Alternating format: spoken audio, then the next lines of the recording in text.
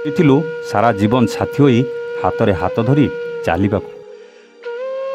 ହେଲେ କିଏ ଜାଣିଥିଲା ଏ ବେଇମାନ ସମୟଟା ଆମକୁ ଏମିତି ଧୋକା ଦେବ ବୋଲି।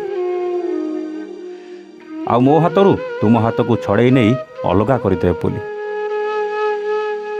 ବିବାହ ବେଳେ ତ 7 ଜନ୍ମ ପର୍ଯ୍ୟନ୍ତ ସାଥିରେ ରହିବାକୁ ଓ ଏକା ସାଙ୍ଗରେ ମରିବାକୁ ବେଦୀ ଉପରେ ଶପଥ ଦେଇଥିଲି। କିନ୍ତୁ ମୋତେ କ୍ଷମା କରିଦେବ, ମୁଁ କଥାକୁ ରଖିପାରିଲିନି। ସାଥିରେ ତ ରହିପାରିଲିନି, କିନ୍ତୁ ଆଜି ଦେଖ ଆମେ କେମିତି ସାଥିରେ ମରିଗଲେ। ସମୟ ଆମକୁ ବଞ୍ଚିବାକୁ ସାଥ ଦେଲାନି ସତ, କିନ୍ତୁ ଦେଖ ଆମକୁ ଅଲଗା ବି କରିପାରିଲାନି। ଆମେ ସିନା ଏକାଠି ମରିଗଲେ, କିନ୍ତୁ ମାଆକୁ ଟିକେ ଦେଖ କେମିତି ରାହା ଛାଡ଼ି କାନ୍ଦୁଛି। ଆଉ କହୁଛି, ଏ ବାପାରେ କିଏ କେଉଁଠି ଅଛ, ମୋ ପୁଅ ବୋଉକୁ ଟିକେ ଡାକିଦିଅ, ମୁଁ ଆଖି ଭରି ଟିକେ ଦେଖିନେବି ମୋ ପୁଅ ବୋଉକୁ। ମାଆର ଆଖିର ଲୁହ ଝରି ଯାଉଛି, ଆଉ ସେଇ ଲୁହରେ ଜଳ ଜଳ କରି ଦେଖାଯାଉଛି ପୁଅ ବୋଉ ପ୍ରତି ଥିବା ଭଲ ପାଇବା। ଆଉ ଏପଟେ ଝିଅର ମା ମଧ୍ୟ କାନ୍ଦି କାନ୍ଦି ମୁଣ୍ଡ ବାଡ଼େଇଲାଣି। କେଉଁ ସମୟରେ କାହାକୁ କାଳ ମାଡ଼ି ବସୁଛି ସେ କଥା କାହାକୁ ବା ଜଣା। ଭାଗ୍ୟରେଖା ଯଦି ସବୁ ଆଗୁଆ ଜାଣିଦିଅନ୍ତେ ତାହେଲେ କେବେ ଭୁଲ ହୁଅନ୍ତା? ନା ଆଜ୍ଞା, ଏମିତିକା ପରିସ୍ଥିତି ଆସିବା ପୂର୍ବରୁ ହୁଏତ କେହି କୁଆଡ଼େ ଯିବାକୁ ଭୟ କରିଥାନ୍ତେ। ଅନ୍ଧ କି ଛୋଟା କରିଦେଇଥାନ୍ତେ, ଘରେ ବସି ପରିବାର ଲୋକଙ୍କୁ ଦେଖିପାରନ୍ତେ।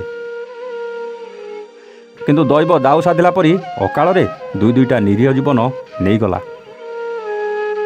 ହଁ ଆଜ୍ଞା, ଏହିପରି ଅଭାବନୀୟ ଘଟଣା ଦେଖିବାକୁ ମିଳିଛି ବ୍ରହ୍ମପୁରର ଲାଞ୍ଜିପଲ୍ଲୀ NHରେ।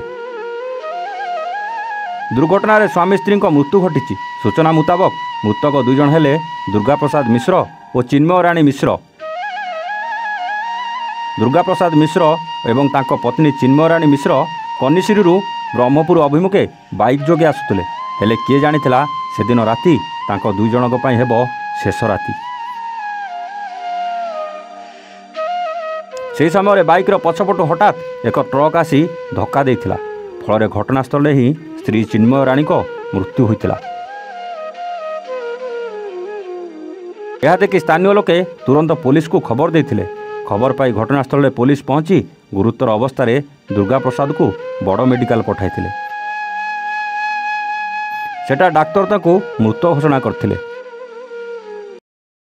ମୁଁ ଏଠାର ବାସିନ୍ଦା। ଏଠି ଗୋଟେ ଆଜି ମର୍ମନ୍ତୁଦ ଦୁର୍ଘଟଣା ଘଟିଛି, ଯାହାଫଳରେ ସ୍ୱାମୀ ସ୍ତ୍ରୀର ପ୍ରାଣୀ ଚାଲିଯାଇଛି। ଏ ଘଟଣା ବାରମ୍ବାର ହେବା ସତ୍ତ୍ୱେ ମଧ୍ୟ ସରକାରର କୌଣସି ଷ୍ଟେପ୍ ହେଉନି। ଏଇଟା ଯେଉଁ 10 ଥର ହେବ ହେଇଛି, ଏଇଟା ଫ୍ଲାଇଓଭର ହେବ, ଯେ କୌଣସି ମତେ ହେଇପାରିନି। ଆଉ ବର୍ତ୍ତମାନ ଲାସ୍ ବି ପଡ଼ିଛି, ଲାସ୍ ଦେଖି ଦିଅନ୍ତୁ, ଲାସ୍ ବି ପଡ଼ିଛି। ଆଉ ତାଙ୍କର ୱାଇଫ୍ ଏଠି ପଡ଼ିଛନ୍ତି, ତାଙ୍କର ସ୍ୱାମୀ ଯେ ମେଡ଼ିକାଲ ଗଲେ, ମେଡ଼ିକାଲରେ ପହଞ୍ଚିବା କ୍ଷଣି ସେ ପ୍ରାଣ ତ୍ୟାଗ ଦେଇଦେଲେ। ସେଥିପାଇଁ ଆମର ବିନୀତ ଅନୁରୋଧ, ଯେତେ ଶୀଘ୍ର ହେବ ସେତେ ଶୀଘ୍ର କିନ୍ତୁ ଏହାର ଫ୍ଲାଇଓଭର କାର୍ଯ୍ୟାଂଶ ନିଆଯାଉ।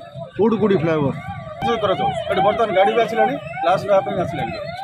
এইটা আপনার বহুত বহুত মানে রিকোয়েস্ট আউ যেতে শীঘ্র হব যেতে শীঘ্র। তা সহিত সর্ভিস রোড সবু জায়গায় হেলা, এপট সাইড এইপট সাইড দুইপট সাইড্রে সর্ভিস রোড হয়নি। আমার মেন দাবি রহিলা সর্ভিস রোড হওয়া দরকার, তা সহ ফ্লাইওভর হওয়া দরকার। বার বার যে দুর্ঘটনা হচ্ছে, যাফଳରେ ଲୋକଙ୍କର ବହୁତ ଅସୁବିଧା ହେଉଛି।